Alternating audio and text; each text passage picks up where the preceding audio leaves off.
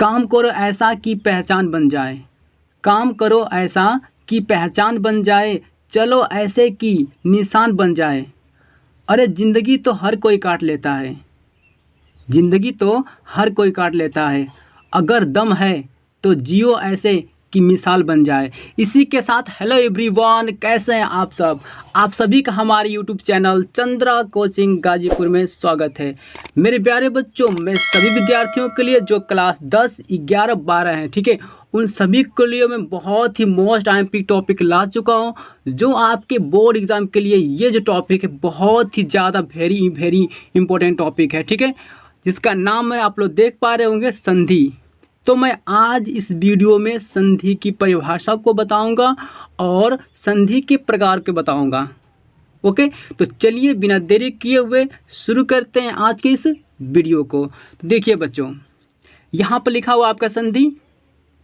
तो संधि कहते किसे हैं? तो ध्यान दीजिए, यहाँ पर संधि की जो परिभाषा है वो है आपका कि दो वर्णों के मेल से, ठीक है, दो वर्णों के मेल से यानी कि दो वर्णों के जुड़ने से जो विकार उत्पन्न होता है, यानी कि जो परिवर्तन उत्पन्न होता है उसे संधि कहते हैं, ठीक है, उसे क्या कहते हैं? संधि कहते हैं। और बहुत सारे बच्चे सोचेंगे कि दो वर्ण को मिलने से, ठीक है, तो दो वर्ण क्या होते हैं? तो आप सभी लोग जानते होंगे कि जो आपके क ख ग घ होता है, जो आपका अ आ होता है आपका, ठीक है, यानी कि जो हिंदी की जो वर्णमाला होते हैं बेटा, वही आपके वर्ण होते हैं, ठीक है।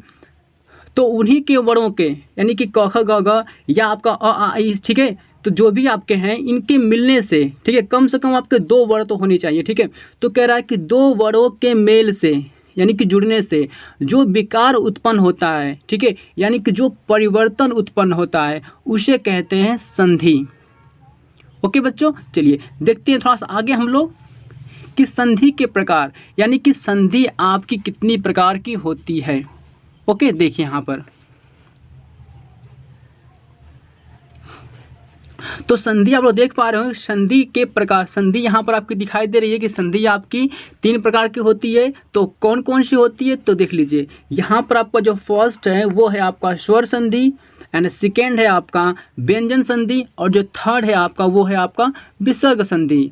यानी कि संधि के प्रकार आपके 3 होते हैं।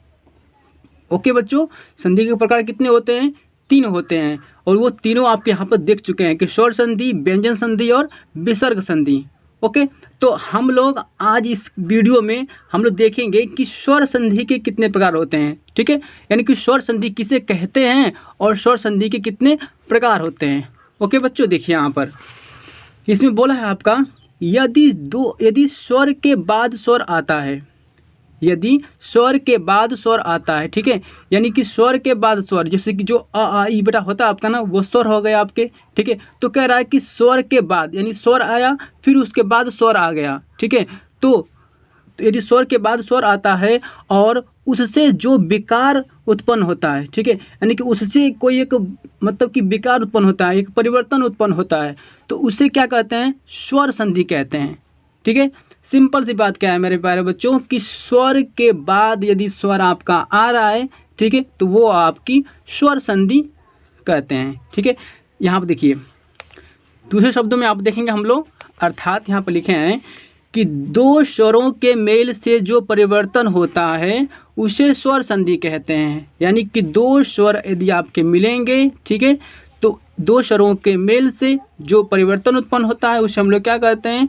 उसे हम लोग स्वर संधि कहते हैं। ओके बच्चों, देखिए यहाँ पर आप हम लोग देखेंगे कि स्वर संधि के प्रकार, ठीक है। देखिए ध्यान दीजिए, हम लोग बारी बारी सबके बारे में पढ़ेंगे। यानी कि फर्स्ट हम लोग संधि के प्रकार देखेंगे, 3 प्रकार के हो रहे थे, स्वर संधि, व्यंजन संधि और विसर्ग संधि, ठीक है। तो हम लोग क्या करेंगे आज के इस वीडियो में, सिर्फ हम लोग देखेंगे कि स्वर संधि के कितने प्रकार हैं, ठीक है। और नेक्स्ट वीडियो में हम लोग जब पढ़ेंगे तो व्यंजन संधि को भी देख लेंगे और विसर्ग संधि को भी देख लेंगे। तो चलिए देखिए बच्चों, यहाँ पर आपका देखिए,